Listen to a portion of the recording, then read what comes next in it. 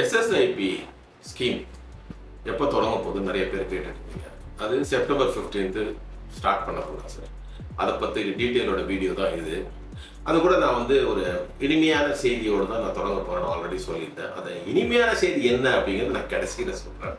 அதுக்கு முன்னாடி எஸ்எஸ்ஐபினா என்ன எல்லாருக்கும் தெரிஞ்சிருக்கும். என்னோட வியூவர்ஸ்க்கு, சப்ஸ்கிரைபருக்கு தெரியாதவங்களுக்கு என்னென்னா ஸ்மார்ட்டர் சிஸ்டமேட்டிக் இன்வெஸ்ட்மெண்ட் பிளான். அதாவது வந்து என்னென்னா எஸ்ஐபி வந்து ஒரு குறிப்பிட்ட நாளில் தான் வந்து வாங்கும். அது வாங்குற நேரத்தில் பார்த்தீங்கன்னா மார்க்கெட் ஹையாக இருந்தாலும் அது வாங்கும். எஸ்எஸ்ஐபி அப்படி கிடையாது. மார்க்கெட் கீழே இருக்கிற நாளுக்கு மட்டும்தான் வாங்கும். அதனால் உங்களுக்கு என்ஐபி வந்து கம்மியான ரேட்டு கிடைக்கும். அதனால் உங்களுக்கு லாபம் ஜாஸ்தி இருக்கும். இதுதான் அதோட சித்தாந்தம். அதை வந்து நம்ம இப்போ செப்டம்பர் 15 அதை நம்ம ப்ராக்டிஸ் பண்ண போகிறோம். ஓகேங்களா? ஸோ பேசிக்காக அதுதான். இப்போ அடுத்தது என்னன்னா இந்த எஸ்எஸ்ஐபி வந்து எப்படி அதோட வியூவர்ஸ், அதாவது உங்களோட நான் அதை கோஆர்டினேட் பண்ண போறேன் அப்படிங்கிறது வந்து இப்போ நான் சொல்றேன். அது எப்படின்னா என்னோட வாட்ஸ்அப்ல ஒரு கம்யூனிட்டியை நான் கிரியேட் பண்ணுவேன். அதோட லிங்க்கை நான் இந்த டிஸ்கிரிப்ஷன்ல கொடுத்துருக்கேன். ரொம்ப சிம்பிள். அந்த டிஸ்கிரிப்ஷனை கிளிக் பண்ணுங்க, நீங்க ஆட்டோமேட்டிக்கா கம்யூனிட்டியில ஜாயின் பண்ணுங்க. யார் வேணா ஜாயின் பண்ணலாம், எந்த ரெஸ்ட்ரிக்ஷனும் எதுவுமே கிடையாது. ஓகேங்களா? அந்த லிங்கை கிளிக் பண்ணிட்டு உள்ள வந்தாலே நீங்க கம்யூனிட்டியில ஆட்டோமேட்டிக்கா வந்துடுங்க. அது முடிஞ்சு போச்சா? அடுத்து உங்களுக்கும் எனக்கும் எப்படி கம்யூனிகேஷன். ஸோ இப்போ ஒரு கம்யூனிட்டி கிரியேட் ஆயிடுச்சு. ஓகேங்களா? நான் அந்த எஸ்எஸ்ஐபி என்னன்னைக்கு இன்வெஸ்ட் பண்ணணும் அப்படிங்கிறது வந்து உங்களுக்கு நான் சொல்லுவேன். ஒரு 1:15 1:30 மணி, அப்ராக்சிமேட்லி 1:30 மணின்னு வச்சுக்கோங்களேன். இந்த 1:30 மணி அந்த ரேஞ்சில் உங்களுக்கு மெசேஜ் வரும். எப்படிப்பட்ட மெசேஜ் வரும் லேப்டாப்ல இந்த வீடியோவில் நான் காமிக்கிறேன். அதை பார்த்தீங்கன்னா உங்களுக்கு புரிஞ்சிடும். நான் ஒரு 20 ஃபண்டு நான் செலக்ட் பண்ணியிருக்கேன். நான் 10 regular equity fund, 10 sectoral fund. இதை நான் வந்துட்டு அதில் வந்து எந்தெந்த ஃபண்ட் இன்வெஸ்ட் பண்ணலாம், எந்தெந்த ஃபண்ட் இன்வெஸ்ட் பண்ணக்கூடாது அந்த மெசேஜ்லேயே வந்துடும். டெய்லி வந்துடும். பிஸ்னஸ் டே இருக்கிற நாள் தான் வந்து இது செட்டப். இதுதான் வந்துட்டு பேசிக் கான்செப்ட். ஓகேங்களா? இதில் என்னன்னா நான் வந்து ஃபண்ட்ஸ் இந்தியா அப்படிங்கிற ஒரு கம்பெனியோட நான் பார்ட்னராக இருக்கேன். அவங்களும் மியூச்சுவல் ஃபண்ட் ஏஜென்சி தான்.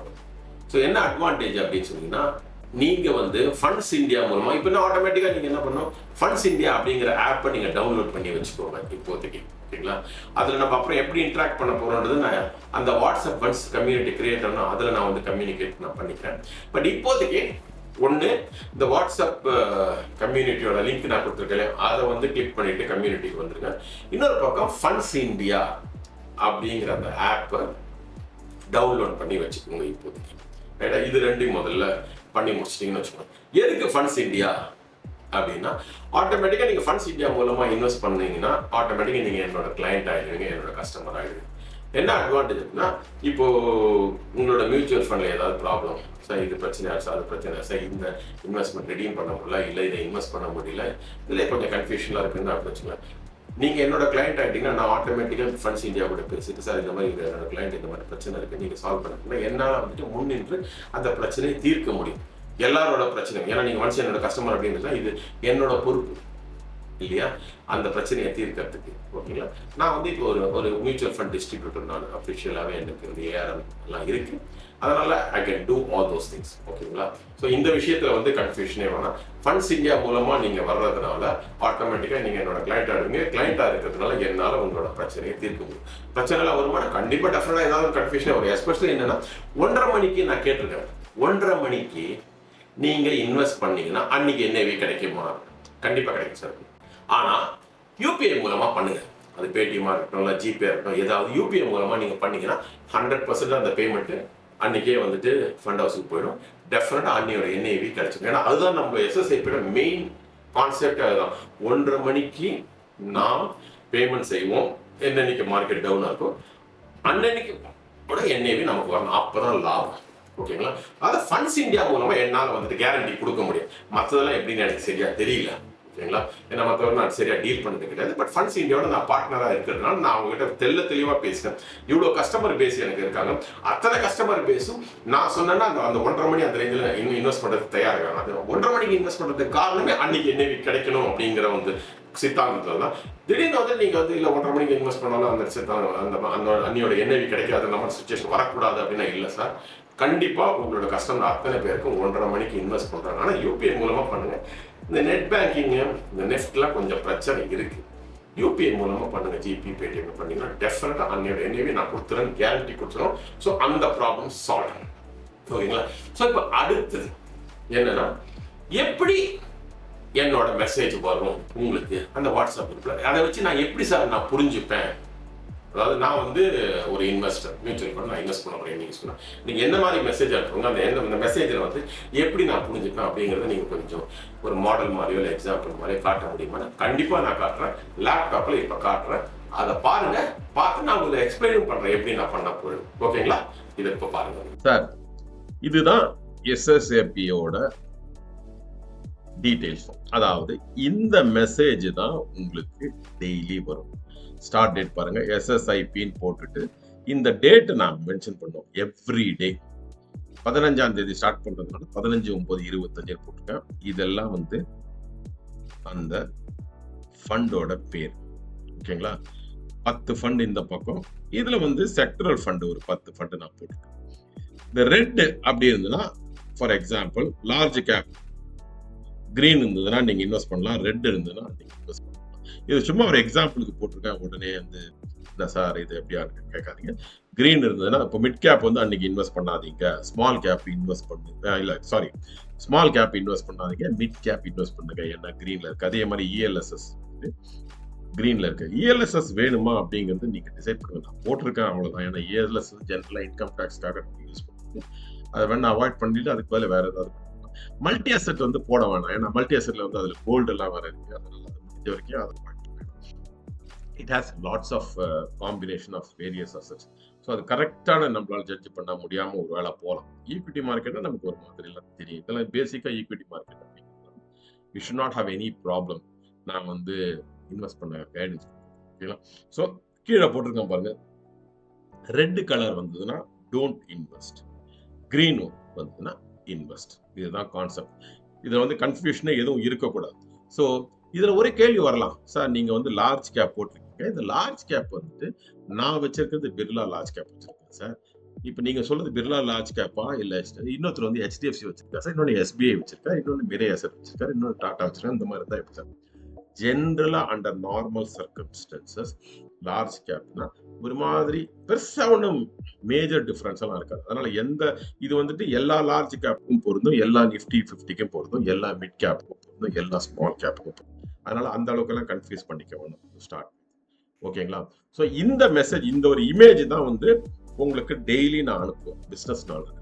இதை வச்சுக்கிட்டு 1:30 மணிக்கு தயவு செஞ்சு இன்வெஸ்ட் பண்ணவோ இல்லை இன்வெஸ்ட் பண்ணாம இருக்கவோ நீங்க செய்யுங்க. ஓகேங்களா? இதுல வந்து டெஃபினட்டா வந்து உங்களுக்கு சில கிளாரிபிகேஷன் தேவைப்படும். சார் இல்லை இப்படி சொல்லியிருக்கீங்களே, இது இப்படின்னா எப்படி சார், அப்படின்னா எப்படி சார் அப்படின்னு சொல்லி நான் வந்து யோசிக்காத பல விஷயம் நீங்க யோசிச்சு வச்சிருப்பீங்க. டவுட் இருந்ததுன்னா டெஃபினட்டா கமெண்ட் கால்ல போடுங்க, நான் கிளாரிஃபை பண்றேன். ஓகேங்களா? ஸோ இதுதான் இதோட செட்டப். இப்போ அடுத்தது என்ன அப்படின்னா, அந்த இனிமையான செய்தி தான் அதை நான் கொடுக்குறேன். ஓகேங்களா? Right sir, thank you. இப்போ லேப்டாப்ல உங்களுக்கு நான் தெளிவா நான் சொல்லிட்டேன் எப்படி இந்த எஸ்எஸ்ஐபியோட மெசேஜ் உங்களுக்கு வரும், எந்தெந்த ஃபண்டில் இன்வெஸ்ட் பண்ணலாம், எந்தெந்த ஃபண்டில் இன்வெஸ்ட் பண்ணக்கூடாது. அதை பார்த்தாலே ஒரு மாதிரி பேசிக்கான ஒரு ஐடியா உங்களுக்கு கிடைச்சிது. நான் சொன்ன அந்த லேப்டாப் பார்க்கும்போது சொல்லுவேன், இதில் ஏதாவது உங்களுக்கு டவுட் இருந்தால் டெஃபினட்டாக நீங்கள் வந்து கிளாரிஃபை பண்ணிக்கலாம் கமெண்ட்ஸ் மூலமாக. இப்போ ஒன்று, வாட்ஸ்அப் கம்யூனிட்டியில் நீங்கள் மெம்பர் ஆகிடுவீங்க, அது ஒன்று. ரெண்டாவது, ஃபண்ட்ஸ் இந்தியா அப்படிங்கிற இதை நான் வந்து அஃப்கோர்ஸ் இப்போ அந்த ஃபண்ட்ஸ் இந்தியாவோட இமேஜை நான் இப்போ வீடியோவில் நான் உங்களுக்கு காமிக்கிறேன், பார்த்தாலே உங்களுக்கு தெரிஞ்சிடும். அந்த இமேஜ் பார்த்தீங்கன்னா உங்களுக்கு தெரிஞ்சிடும் எந்த ஆப் நீங்கள் டவுன்லோட் பண்ணுங்க, அதை டவுன்லோட் பண்ணி வச்சுக்கோங்க. அதுக்கப்புறம் வேற ஒரு லிங்க் நான் வாட்ஸ்அப்பில் அனுப்புவேன், அது மூலமாக நீங்கள் ஃபண்ட்ஸ் ஆஃப் இந்தியாவில் நீங்கள் ரெஜிஸ்டர் பண்ணிக்கலாம். ஓகேங்களா? ஸோ இது ஒரு ப்ராசஸ் முடிஞ்சு போச்சா. இப்போ டெய்லி அந்த கம்யூனிட்டியில் நீங்கள் ஒன்ஸ் மெம்பர் ஆகிட்டோன்னா டெஃபினட்டாக டெய்லி அந்த மெசேஜ் வந்துடும். ஸோ நீங்கள் உங்கள் ஃப்ரெண்ட்ஸு யார் வேணால் மெம்பர் ஆகலாம், எந்த விதமான பிரச்சனை கிடையாது. அப்சல்யூட்லி நோ ரெஸ்ட்ரிக்ஷன், யாருக்கு வேணால் மெம்பர் ஆகலாம். ஸோ இப்போ அடுத்தது ரொம்ப முக்கியமான கேள்வி இல்லையா, அந்த இனிமையான செய்தி என்ன சார்? நான் யோசிச்சு பார்த்தேன், எஸ்எஸ்ஐபி அப்படிங்கிற அந்த கான்செப்ட் நான் கிட்டத்தட்ட 20 வருஷமாக ப்ராக்டிஸ் பண்ணிட்டு இருக்கேன். அது எனக்கு நல்லா பரிச்சயமான ஒரு சித்தாந்தம். நான் ப்ராக்டிஸ் பண்ணி வெற்றியும் பெற்றிருக்கேன். எனக்கு லோவான, பட் நான் ரொம்ப யோசிச்சு பார்த்தேன். நான் ப்ராக்டிஸ் பண்ணியிருக்கேன், எனக்கு தெரியும். உங்களுக்கு யாருக்காவது அது தெரியுமா? அது இப்போது தெரியாது. அது அனுபவம் இருக்கா? இல்லை. இந்த மாதிரி ஒரு சூழல்ல நான் உங்ககிட்ட இருந்து பணம் வாங்குறது நியாயமா அப்படின்னு யோசிச்சேன். நீங்க எல்லாம் கொடுக்குறேன்னு சொன்னீங்க, உண்மைதான். 49 ரூபா சார், நாங்கள் ரெடியா இருக்கிறோம் சார், ஒன்றும் 1 மாசம் ஒன்றும் பெரிய விஷயம் கிடையாது அப்படின்னீங்க. பட்டு நான் சொன்ன ஒரு வார்த்தைக்காகவும் என் மேல இருக்கிற நம்பிக்கையாகவும் நீங்க கொடுக்கறது கிடையாது. என்ன சார் 49 ரூபா தான் சார், 50 ரூபா தான். பட் 50 ரூபா இருந்தா கூட அது உங்க பாக்கெட்ல வர்றதுக்கு நீங்க கஷ்டப்பட்டு தான் சார் அந்த பணத்தை பாக்கெட்டுக்கு வந்திருக்கும் இல்லையா? அதனால நான் என்ன யோசனை, உங்களுக்கு அந்த சித்தாந்தம் பிடிபடும் வரையில், நீங்கள் புரிந்து கொள்ளும் வரையில், உங்களுக்கு ஆஹா இது ஓகே, பிரச்சனை கிடையாது, இது நமக்கு லாபகரமாக தான் இருக்கு, அந்த சித்தாந்தம் கரெக்டா ஒர்க் ஆகுது, கரெக்டா மெசேஜ் வருது, எல்லாமே கரெக்டா போயிட்டு இருக்கு அப்படிங்கிற உங்களுக்கு கன்விக்ஷன், அதாவது மனசுக்குள்ள அந்த சித்தாந்தத்தை ஒத்துக்கொள்ளும் வரையில் அது பணம் வாங்குறதுல எனக்கு நியாயமா படலை. அப்ப நீங்க எப்ப சார் எப்பயாவது பணம் வாங்குவீங்கன்னு எனக்கு தெரியல. அதுதான் உண்மை. இப்போதைக்கு இல்லை, அதை பத்தி அப்புறம் யோசிக்கலாம். இப்போதைக்கு நான் என்ன பண்றேன், செப்டம்பர் 15ஆம் தேதியில வரையிலேருந்து நான் ஸ்டார்ட் பண்ண போற இந்த விஷயத்துக்கு யாரிடம் இருந்தும் எந்த பணமும் வாங்குவதாக எனக்கு எண்ணம் இல்லை. நாளைக்கு எப்பயாவது நான் வாங்குவேனா நீங்க எப்ப கேட்டீங்கன்னா எனக்கு தெரியாது. அதுதான் உண்மை. இப்போதைக்கு நான் அதை பத்தி யோசிக்கிறேன், அது அப்புறம் பார்ப்போம், அதுக்கு காலம் பதில் சொல்லட்டமே அப்படின்னு. இதுதான் இனிமையான செய்தி. அதாவது நீங்க மியூச்சுவல் ஃபண்டில் டெய்லி இன்வெஸ்ட் பண்ண போறது என்ஏவி லோவரான என்ஏவி நான் ஐடென்டிஃபை பண்ணி எந்தெந்த ஃபண்டில் நீங்க இன்வெஸ்ட் பண்ணலாம்னு சொல்லி எந்தெந்த ஃபண்டில் நீங்க இன்வெஸ்ட் பண்ணக்கூடாதுன்ற மெசேஜ் டெய்லி உங்களுக்கு ஒரு 1.5 அந்த ரேஞ்சில் வந்துடும். அந்த ரேஞ்சில் உடனே என்ன சார் நீங்க 1.35 சார் 1.5 வரலையே 1 கழுத்துல கத்தி வைக்காதீங்க. அந்த ரேஞ்சில் நான் உங்களுக்கு அனுப்புறேன். போறேன்னா ஃபண்ட்ஸ் இந்தியா மூலமா நீங்க இன்வெஸ்ட் பண்ணீங்கன்னா டெஃபினட்டா அந்நிய நேவி என்னால வாங்கி கொடுக்க முடியும். அது நான் செட்டப் நான் பண்ணிட்டேன். So to that extent we are very very safe. Process எல்லாம் கரெக்டா இருக்கு.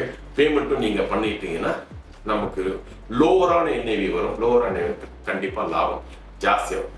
லாங் டேர்ம்ல இன்னைக்கு இன்வெஸ்ட் பண்ணிட்டு 1 மாசம் 2 மாசத்துல இல்லை 1 வருஷம் 2 வருஷத்துல நீங்க மியூச்சுவல் ஃபண்ட்ல லாபம் எதிர்பார்த்தாலும் நடக்காது. 5 to 10 years இருந்ததுன்னா 5 to 8 years okay, it is really good. ஓகேங்களா? ஸோ இதுதான் பேசிக் கான்செப்ட். இதுல கூடுதலான நம்ம கம்யூனிகேஷன் எல்லாமே வாட்ஸ்அப் கம்யூனிட்டி மூலமா நம்ம பண்ணிக்கலாம். ஸோ இந்த லிங்க் மூலமா வாட்ஸ்அப் கம்யூனிட்டியில 15ஆம் தேதி வரைக்கும் வெயிட் பண்ண வேண்டிய அவசியமே கிடையாது. இந்த லிங்க் மூலமா நீங்க பாட்டுக்கு அதுல குரூப்ல ஆட் ஆகிட்டே இருங்க. செப்டம்பர் 15ஆம் தேதியிலேருந்து நான் சொன்ன அந்த இமேஜ் ஃபைல் உங்களுக்கு டெய்லி வர ஆரம்பிச்சிடும். ஓகேங்களா? அதுல ஏதாவது மாற்றம் வேணும், இல்ல சார் இது இப்படி பண்ணலாம் சார், நீங்க இப்படி சொல்லியிருக்கீங்க, அதுக்கு பதில் இப்படி பண்ணா இன்னும் நல்லா இருக்குமேன்னு ஏதாவது உங்களுக்கு சஜஷன் கண்டிப்பா நம்ம இம்ப்ரோவைஸ் பண்ணிக்கலாம். நான் இப்போதைக்கு இந்த இமேஜ் ஃபைல் கொடுத்துருக்கோம், அதுதான் பெஸ்ட் நான் சொல்ல வரவே இல்லை. நான் ஒரு 2-3 மாசம் பொறுத்து நான் அனுப்புற இமேஜ் ஃபைலு இல்ல இமேஜ் ஃபைலோ வேற ஏதோ ஒன்று இதை விட ஃபார் சுப்பீரியரா இருக்கலாம். நீங்க சஜஷன் கொடுக்கறதுனால என்னால பண்ண முடிய ஒரு சூழல் வரலாம். அதனால இதுதான் எண்டுன்னு கிடையாது. டெஃபினட்டா நம்ம இம்ப்ரோவைஸ் பண்ணிக்கிட்டே இருப்போம்.